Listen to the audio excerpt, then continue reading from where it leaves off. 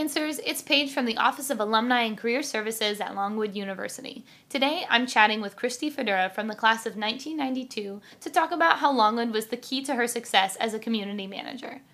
How is the weather in London? Is it super rainy? Because it's nice and sunny in Farmville.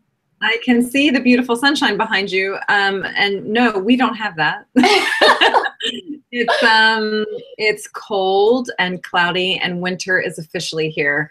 Oh, so man. Yeah, it's a bit chilly. Well, luckily we still have a little bit of fall left, and the trees are changing colors, and it's beautiful on campus. Wow, lucky for you. Yeah, so we're going to go ahead and start it off with just a few questions. So how did you become a community manager? That's a big question, which I'll try to make a very small answer for. So I think that since leaving Longwood very, very long ago, I've always been focused in roles where I was looking at the community, at the customer. So I was looking at the customer's point of view. I was thinking about the customer. I was trying to bring his perspective into the organization. And so I've done that in a variety of roles, everything from technical writing, which is kind of how I started my career. So I was creating documentation for computer systems. So you have to be thinking about the, sort of the end user in that methodology, all the way through to, customer support and training and even purebred marketing. So every role that I've ever had, which also included things like project management and product marketing, where we're trying to improve the product for the customer, has again always just been thinking about the customer. And that's kind of what community management does now. I think about 5 years ago, community management was a relative unknown in the IT industry, although it was kind of, propping its little head up above the parapet. There are very many startups today, for example, where their number 3 hire is not a sales guy, but a community manager. And that movement sort of came from the Silicon Valley area in California. And but what's been happening is that people who are community managers that have very big profiles, sort of large enterprise IT companies, are starting to prove the ROI, the return on investment of actually owning, managing, nurturing, and engendering a community. So people like, for example, Erica Cool at Salesforce.com. So she's managed to prove the value of the community. Companies like Hootsuite, who have their ambassadors actually answer 86% of all customer support queries that come in, which for the organization means a bottom line revenue savings, because that's a lot of customer support reps they don't have to hire because they have this volunteer army out there working for them. So because the ROI has started to become more and more easily identifiable and actually published as case studies, the more community management has sort of grown and grown. So maybe about 10 years ago, it would have been called product marketing, or maybe even customer success, but now it's officially community management. So I took all of those skills that I've gained from many, many, many, many years of employment in the IT industry, and I kind of realized that community management was already what I was doing. It's influencer marketing, it's raising awareness, it's purebred marketing, but it's doing it from the perspective of engaging a whole volunteer army of the people that you should be engaging already, which are your best customers, people who love you most.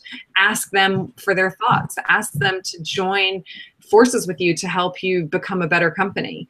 And that's just a nice thing to do. It's an incredibly altruistic sort of role. And that's how I fell into it, really. I just thought this is the place that I want to be. It's reaching out into the community, but it's acting as the linchpin between the community and the organization. I love that. That's awesome. It seems like you took a bunch of different passions and kind of combined into what skills work best for you. So yes, we tend to call that being a disruptor, and I'm very good at that. Unfortunately, sometimes I am good at that as well. So I understand you are a senior community manager and actually are president of your own company. So what is that like? It's incredibly exciting. There's a lot of benefits to running and managing your own consultancy company. And I think that those are the ones that everybody could think of off the top of their head. You get a lot of job flexibility, hour flexibility. You can pick up a project when you want, or you don't have to. But for a workaholic like myself, I would say that the downsides are that sometimes you do have downtime, and I don't do well in downtime. I tend to get bored really easily, which is one of the things I like about consultancy, because I'm constantly engaging in a brand new project with a brand new client, brand new set of challenges, all of that. But again, on the downside, it means that you not only have to have the skill set that you have. So for example, let's say you're a plumber. Okay, so you not only have to know how to be a plumber, you also have to know how to run your own business, how to be a businessman, a business person, which means accounts receivable, accounts payable, marketing, oh gosh, I really need to blog again today, or should I move my website over from Wix.com to WordPress? Yes, I probably should, but oh, really? How much work is that? You have to be expert in sort of multiple areas. And I certainly don't shy away from those types of challenges, but it's rather difficult to do all of those things, plus have the flexible project time, plus do the work and, sort of keep it going with everything else. So I think that running your own business, as long as you know what you're getting into, is fine, but it does mean you have to be incredibly adaptable. Wow, well, it sounds like you have a lot on your plate. But so how did your time at Longwood help you with that? Like, what is an important lesson that you learned with your time at Longwood that helps you with your career? Well, my father-in-law was the vice president of the Fairmont State College, and he always says that I'm his poster child for a liberal arts education, because he doesn't really believe in liberal arts education.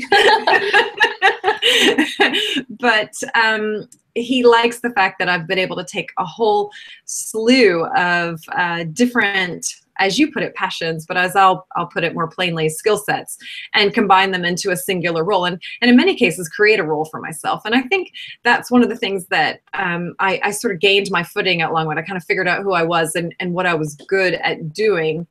And I had a lot of encouragement from the faculty, who were wonderful to me. I worked a lot when I was at Longwood. I waited tables at Macado's, and I had to put myself through.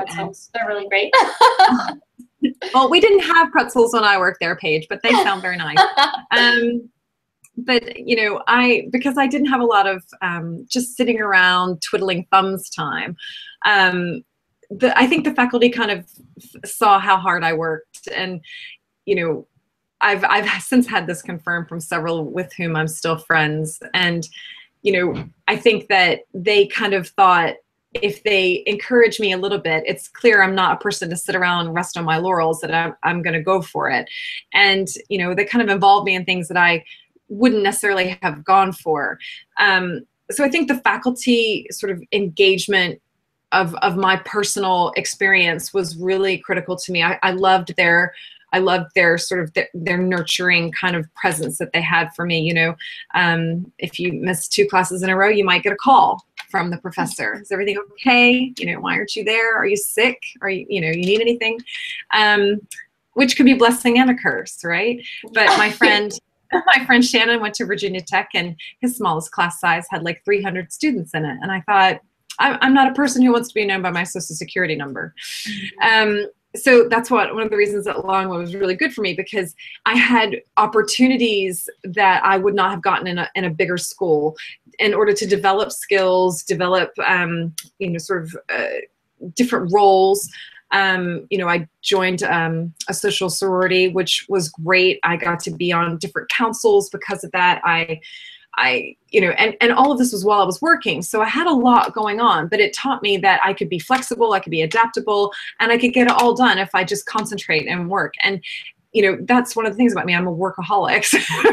So it kind of nurtured that as well.